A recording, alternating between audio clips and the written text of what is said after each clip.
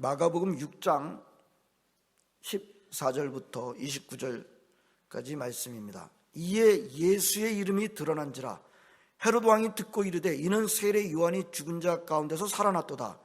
그러므로 이런 능력이 그 속에서 일어나느니라 하고 어떤 이는 그가 엘리야라 하고 또 어떤 이는 그가 선지자니 옛 선지자 중에 하나와 같다 하되 헤롯은 듣고 이르되 내가 목벤 요한 그가 살아났다 하더라. 전에 헤롯이 자기가 동생 빌립의 아내 헤로디아에게 장가든 고로 이 여자를 위하여 사람을 보내어 요한을 잡아 옥에 가두었으니 이는 요한이 헤롯에게 말하되 동생의 아내를 취한 것이 옳지 않다 하였음이라. 헤로디아가 요한을 원수로 여겨 죽이고자 했을 때 하지 못한 것은 헤롯이 요한을 의롭고 거룩한 사람으로 알고 두려워하여 보호하며 또 그의 말을 들을 때 그게 번민을 하면서도 달갑게 들음이러라.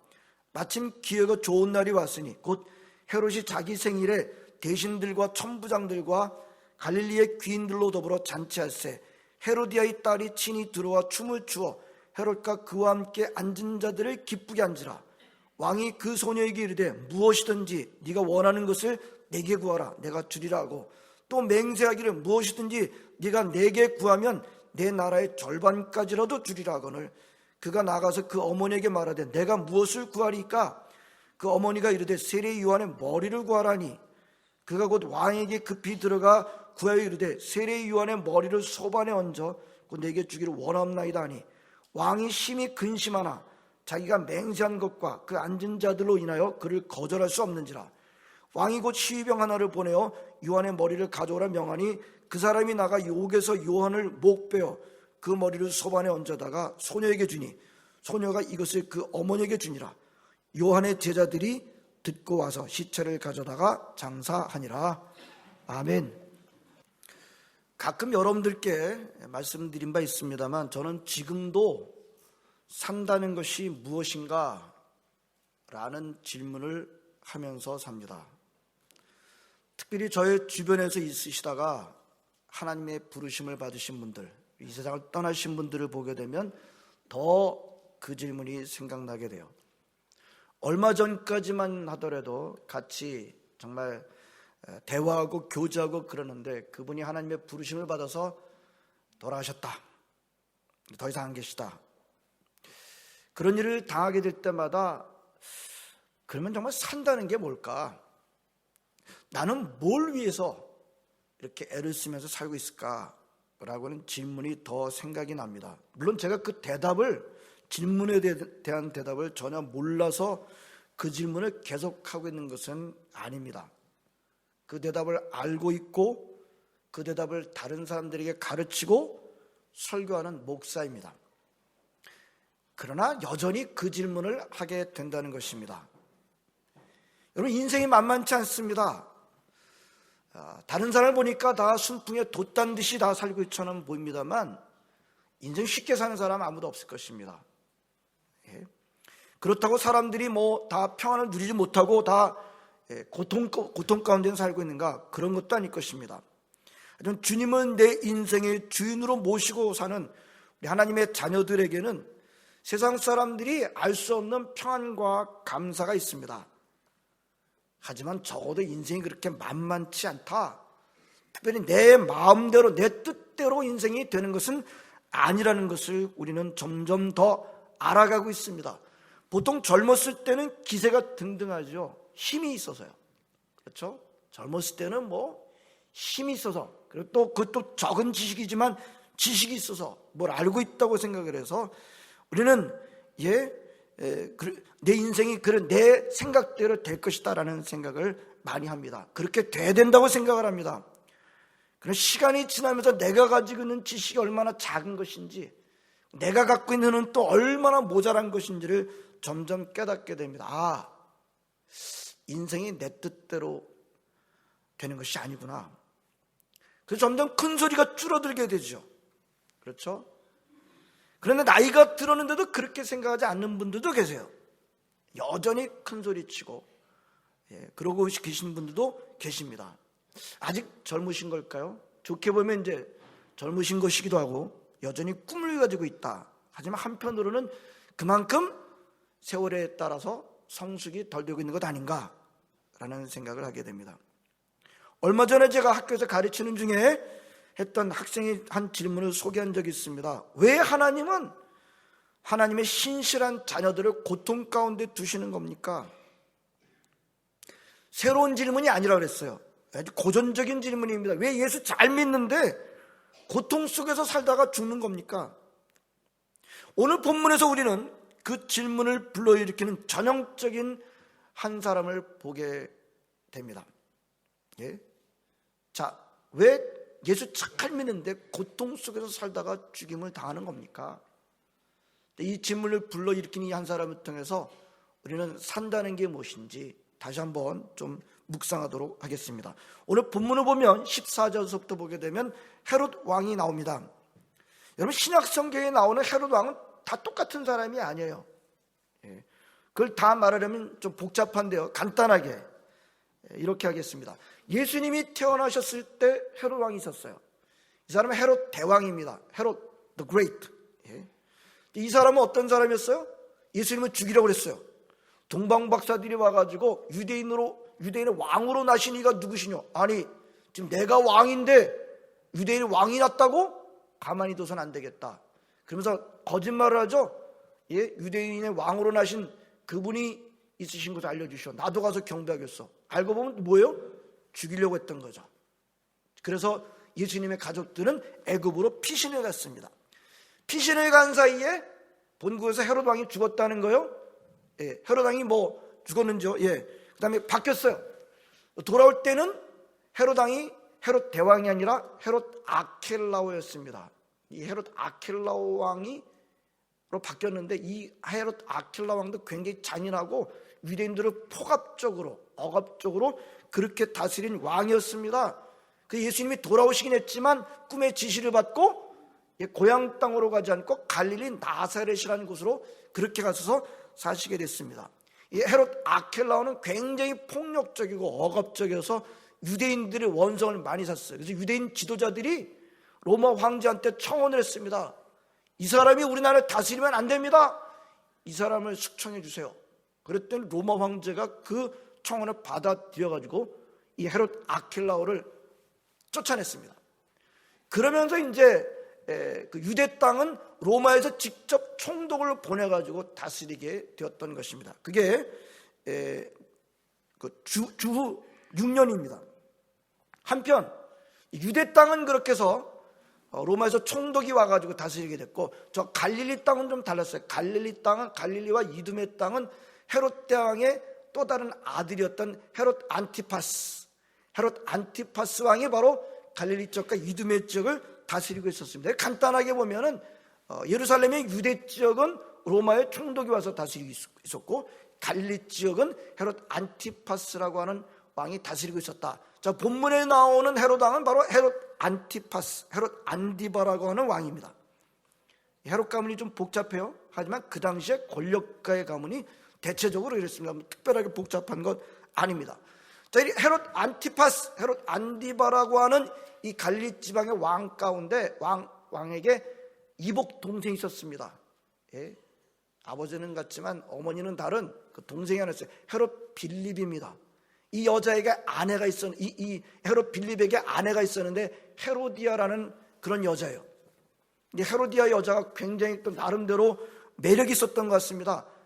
헤롯 안디바가 이복 동생의 부인인 이 헤로디아를 뺏은 겁니다. 오늘 성경에 보게 되면 가져갔다, 장가들었다 이런 식으로 표현되어 있습니다만 거의 뺏은 것이 맞을 것입니다. 이 기가 막힌 패륜입니다. 놀라운 것은 이 헤롯 빌립의 아내였던 헤로디아는 새 남편 헤롯 안디바스를 더 좋아한 것으로 보인다는 것입니다. 자, 그 당시에 이런 패륜을 모르는 사람은 없었습니다. 다 알고 있었습니다. 헤롯 가문에 일어나고 있던 이런 일들. 그러나 당시 이런 헤롯 안디바스 왕의 이 일에 대해서 공개적으로 말한 사람은 성경에 의하면 거의 없었어요. 한 사람밖에 없었어요. 누가 그 말을 했죠? 세례 요한입니다. 세례 요한은 공개적으로 헤롯 안티파스 왕이 동생의 아내를 취한 것은 옳지 않습니다. 18절에 이는 요한이 헤롯에게 말하되 동생의 아내를 취한 것이 옳지 않다. 그렇게 말했어요. 공개적으로 말했어요. 세례요한이 그렇게 말하는 데는 근거는 레위기였습니다. 레위기 18장 16절 20장 21절을 보면 뭐라고 되어 있는가 하면 형제의 아내의 하체를 범하지 말아라. 가증한 일이다. 그건 죄다. 예? 형제의 아내를 데려다가 자기 아내로 삼아서는 안 된다 라는 것을 분명히 말씀하고 있습니다. 하나님의 말씀을 전한 것입니다. 헤롯 안디바가 그런 말을 좋아했을까요? 물론 좋아하지 않았겠죠. 더 좋아하지 않은 사람이 누구예요? 헤로디아입니다. 헤로디아, 이 여자입니다. 예? 그래가지고 오늘 17절에 보게 되면 이 헤로디아에게 장가든 꼴이 이 여자를 위하여, 원래 헤롯 안디바스는 그렇게 그 세례 요한을 옥에다 가둘 마음이 그렇게 꼭 있었다고 보기는 어려운 것 같아요. 하지만 여자, 우리한테 이 나쁜 말을 하고 있는, 우리의 결혼을 좀 싫어하는 저 세례 요한을 가만히 두시겠어요? 그러니까 헤롯 안디바가 이 여자를 위하여 세례 요한을 붙잡아다가 옥에 가둡니다. 예? 이 여자가 세례 요한을 더 미워하는 것입니다. 오늘 보면 뭐라고 되어 있습니까? 19절에 보게 되면 헤로디아가 요한을 원수로 여겨 죽이고자 했으되, 자기가 자기 남편의 그 형의 아내가 된 것이 불륜인데 그것을 말했다고 하면 그걸 원수로 여겨가지고 요한을 죽이려고 그렇게 아주 길을 썼던 것을 우리는 보게 됩니다. 한편 헤롯 안디바스는 그렇게까지 하지는 않았어요. 뭐라고 되어 있는가 하면 요한을 의롭고 거룩한 사람을 알고 두려워하고 보호하고 또 세례 요한의 말을 들을 때에 자기한테는 쓰지만 크게 번민을 하면서도 달갑게 듣는 그런 사람이었습니다. 가끔가다 보게 되면 이 여자들이 가끔가다 남자들보다 더 악하게 하는 것을 우리는 가끔가다 보게 됩니다. 자, 그래도 헤롯 안디바스는 양심이 있었는데 이 헤로디아는 양심이 없는 아주 그런 여자였던 것을 보게 됩니다. 자, 그러다가 무슨 일이 있었는가 하면 헤롯 안티바스 왕이 자기 생일에 자기가 다스리는 지역에 아주 고관들을 다 모아다가 잔치를 벌였습니다. 잔치를 벌였을 때 누가 춤을 췄는가 하면 헤로디아의 딸, 거기 보면 친딸이라고 나와 있는데 아마도 헤롯 빌립과 헤로디아 사이에서 태어난 딸이 아닌가. 살로메라고 되어 있어요. 살로메가 춤을 췄습니다. 근데 그 춤이 어떤 춤이었는지, 도대체 무슨 춤을 추었는지 그 잔치 자리에 참는 추가객들이 전부 다 요즘 우리들이 쓰는 말로 하면 다 뻥 간 거예요. 도대체 어떤 춤을 어떻게 췄는지, 뭐 아주 그냥 그 자리에 참여한 축하객들이 전부 다 그냥 뭐랄까요, 아주 그냥 기분이 좋아진 겁니다. 무슨 춤을 췄을까요? 저는 그 점에 좀 관심이 있었어요. 무슨 춤을 췄을까?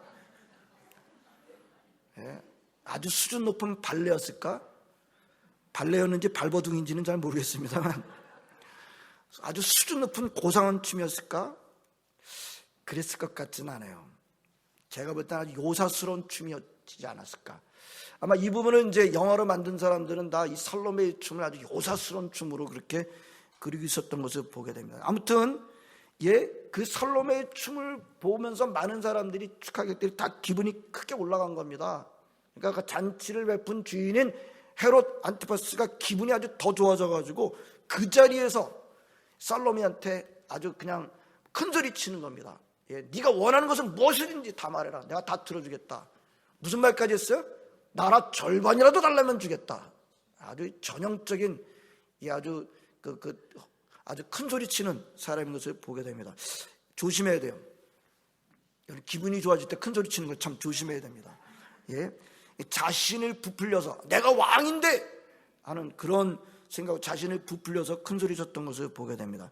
살로메가 그 자리에서 새아버지의 뭐랄까 기분 좋아지고 큰 소리 치는 것을 들으면서 뭐 나라 절반이라도 주겠다, 내가 뭐든지 원하는데 구하면 주겠다라고 하는 그 말을 듣고 이 아이가 그 자리에서 말하지 않고 쪼르르 자기 어머니에게 달려가게 됩니다.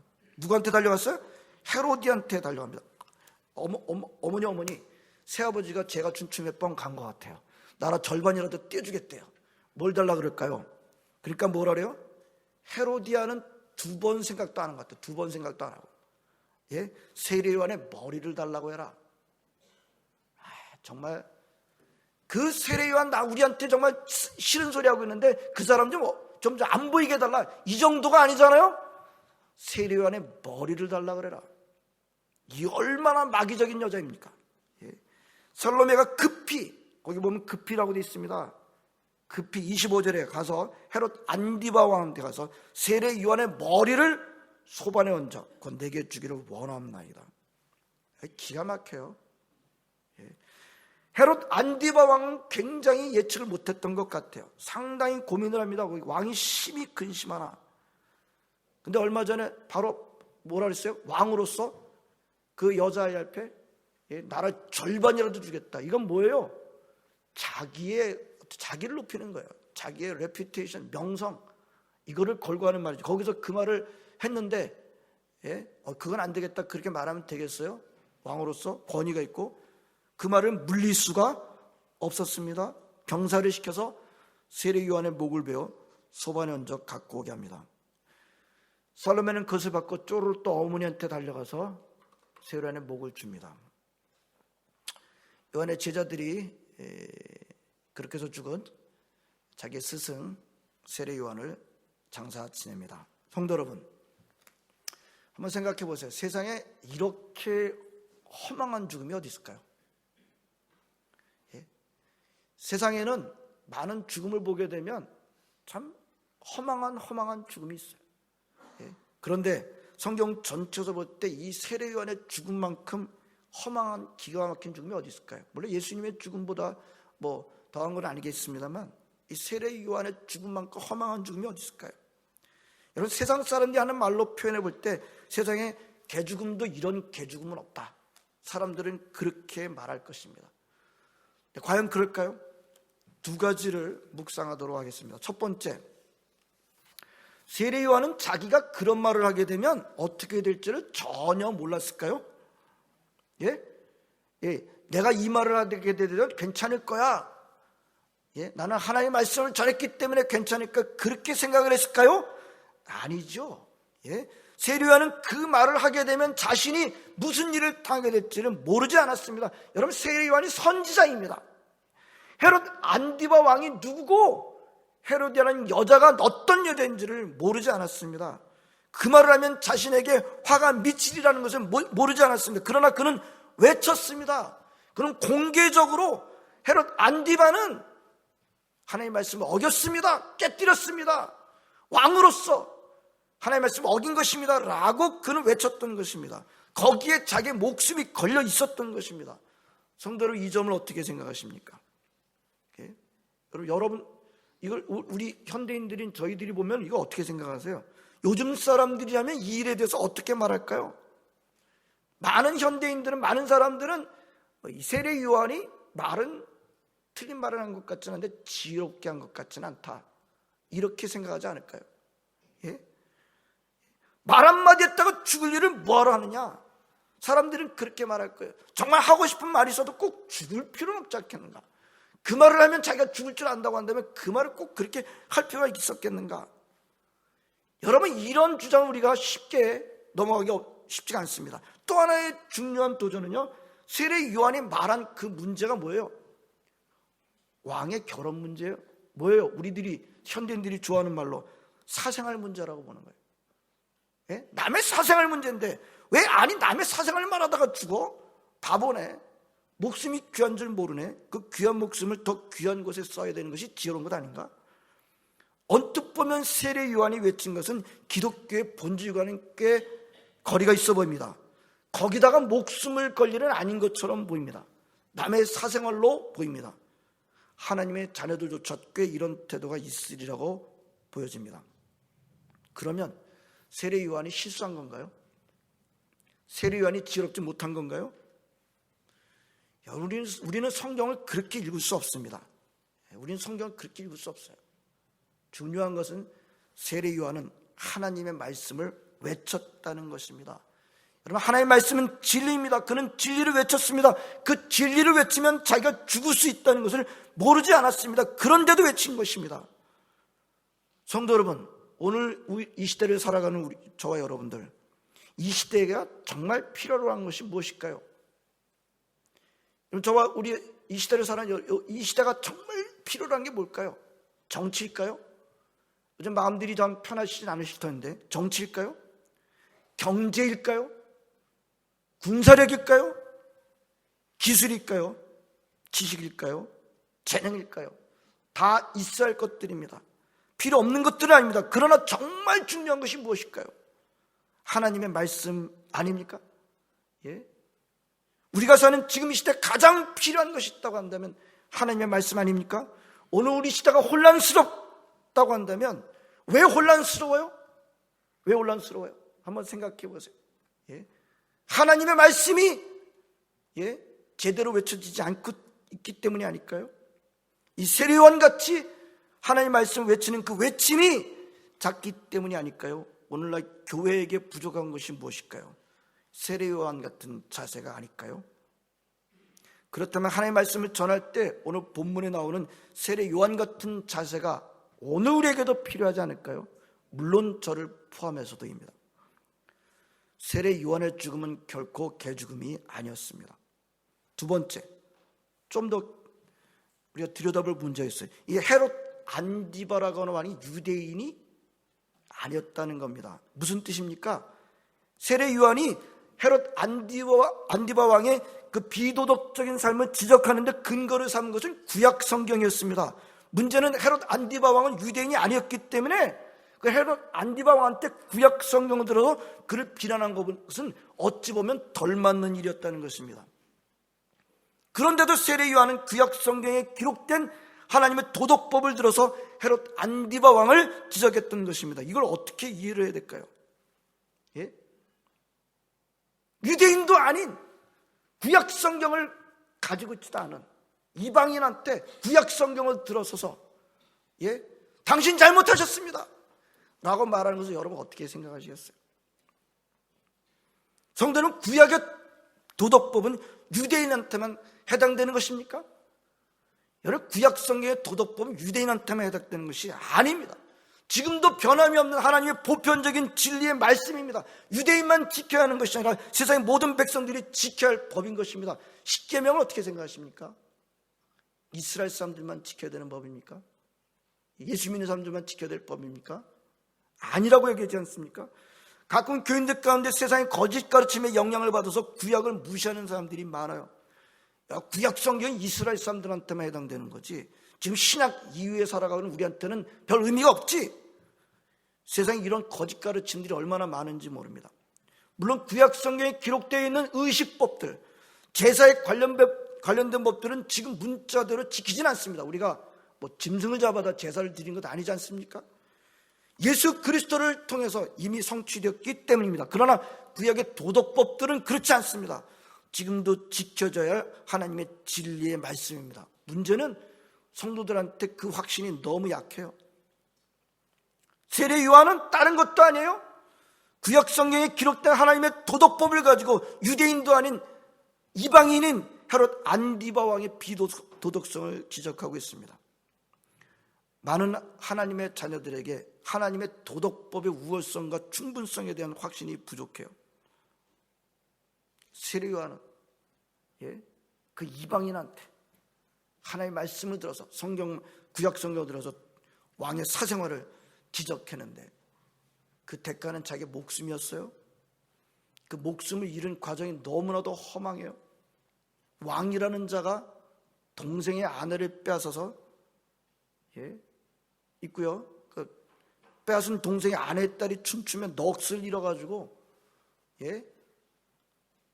나라의 반쪽이라도 주겠다는 허풍을 떨다가 자기가 한 말이야 자기가 붙잡혀가지고 세례 요한의 머리를 달라고 하는 자기의 새아내 헤롯의 요구를 거절하지 못하고 자기도 의롭다고 생각한 사람이에요. 쓴소리지만 달게 들었던 그 사람인데 그 의인의 목을 덜러덩 잘라주고 맙니다. 그 요사스러운 춤 때문에 그 왕의 호기 때문에 헤로디아의 그 악함 때문에 의인 세례 요한이 허망하게 죽임을 당합니다. 너무 세상적으로 보면 참 너무 허망해요. 우리는 세상 사람들이 하는 말로 뭐하러 살았어? 그동안 왜 살았어? 그런 말 할지도 모릅니다. 그러나 세례 요한의 죽음은 결코 헛되지 않았습니다. 적어도 우리 하나님의 자녀들은 세례 요한의 그런 죽음조차 하나님의 섭리 속에 들어있다는 것을 놓치지 말아야 할 것입니다. 그러므로 결코 세례 요한의 죽음은 허망한 죽음이 아닙니다. 세상 사람들이 하는 말로 개죽음이 아닙니다. 예수님께서는 세례 요한의 여인이 낳은 자 중에 가장 위대한 자다. 예수님은 하나님이셔요. 하나님의 평가에 그는 가장 위대한 자다. 여인이 낳은 자 중에. 그렇습니다. 세례 요한은 가장 위대한 자였습니다. 세상적인 관점에서 볼 때는 가장 허망하게 죽은 사람처럼 보입니다만 그는 하나님에 의해서, 예수님에 의해서 가장 위대한 자였다고 평가를 받았습니다. 예수님이 오시는 길을 안내하라는 하나님의 명령을 철저하게 수행한 것으로 그의 인생은 충분했습니다.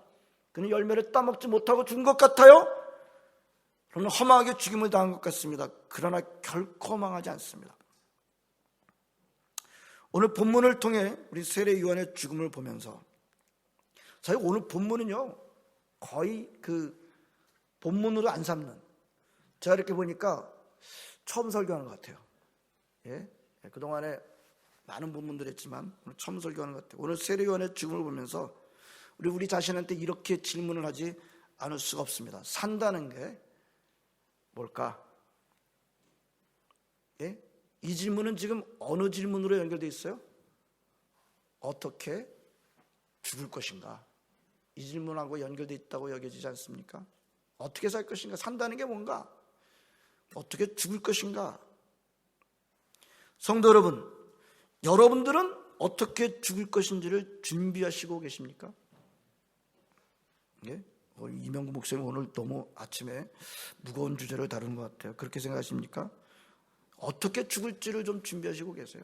아니요, 목사님 저는 무조건 살 것만 생각합니다. 살아도 현찮은 세상에 왜 죽음을 생각합니까? 저는 무조건 살겠습니다. 오직 무조건 살겠습니다. 오직 무조건 살 것만 생각하는데 오늘 세례 요한의 죽음을 전혀 이해하지 못하게 되지 않을까요? 살 것만 생각한다면 세례 요한의 죽음을 어떻게 이해하시겠어요? 무조건 살겠어요. 사는 게 맞는 거죠. 그렇게 생각한다면 세례 요한의 죽음을 어떻게 이해하시겠어요?